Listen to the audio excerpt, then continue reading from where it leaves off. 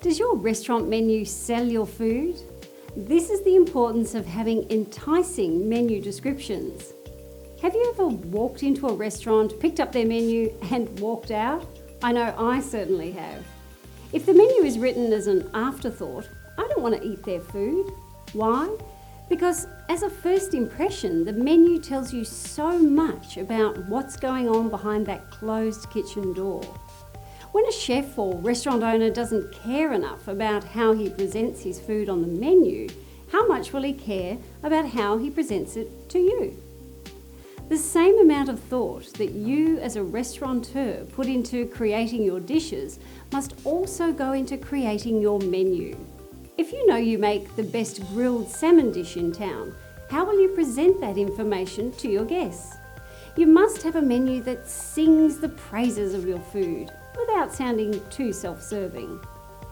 It's hard for us as chefs and owners to see our restaurant and food as others do. This is why some things are better left to the experts. Now, let's compare two hypothetical casual restaurants featuring Italian and American dishes for lunch.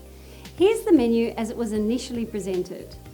Spaghetti and meatball, pork chop, mashed potatoes and vegetable. BLT, breaded chicken patty on a hamburger bun. Fried fish and chips. Pastrami sandwich. What's wrong with this menu? Everything! The items are just listed with no thought. There are no descriptions of the items, and if you're not from this country, you may be scratching your head trying to figure out what a BLT is. Also, what's the first thing you think when you see breaded chicken patty on a menu? If you're like most people, you're thinking frozen. And how about the spaghetti and meatball? Is it a typo, or are they trying to tell me I'm only going to get one meatball? Fried fish is another phrase that screams frozen to me.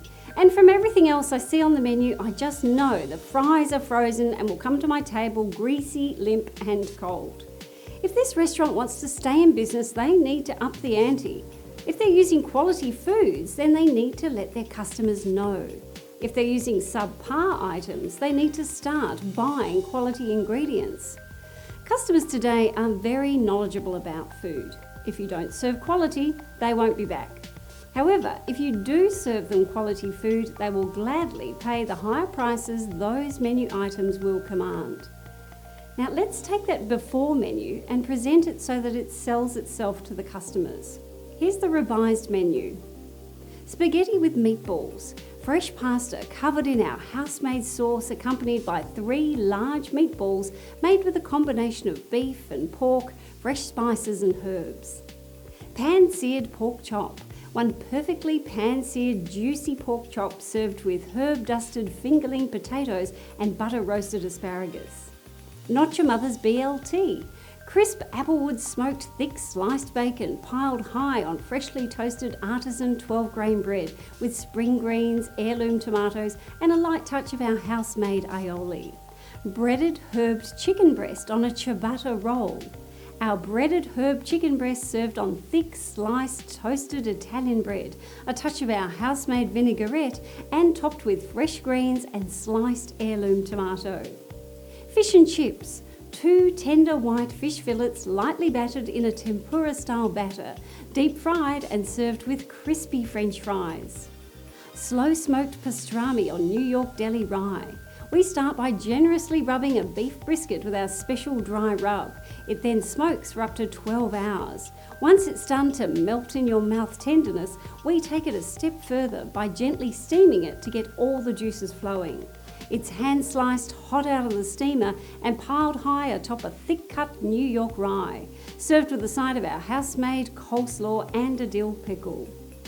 Most customers will remember the first item and the last item they read, so we started and finished with the items we wanted most to promote, either due to a high profit margin or it being our specialty.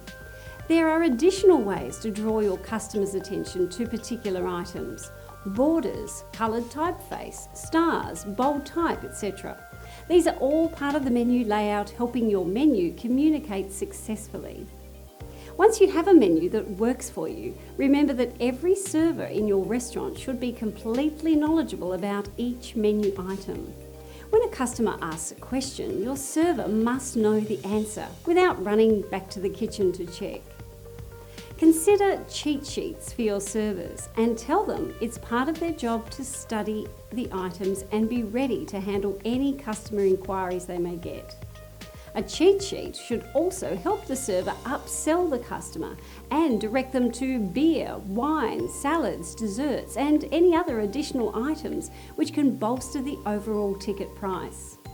Here's a sample of a good staff cheat sheet for the pastrami sandwich. This sandwich is for the ultimate meat lover, and with our secret house rub and smoking technique, this pastrami is unique in the area. No one has anything else like this.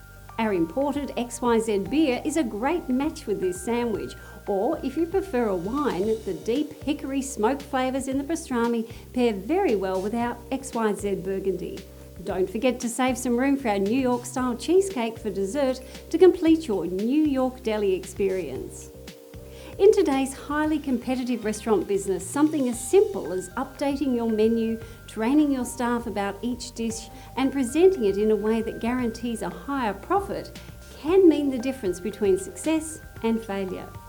At CFO Business Growth Solutions, helping you increase profits is our goal, and we have the experts who will guide you through each step to attain that goal. Our menu writing services includes a consultation with a professional chef. Contact us today to discuss how we can help.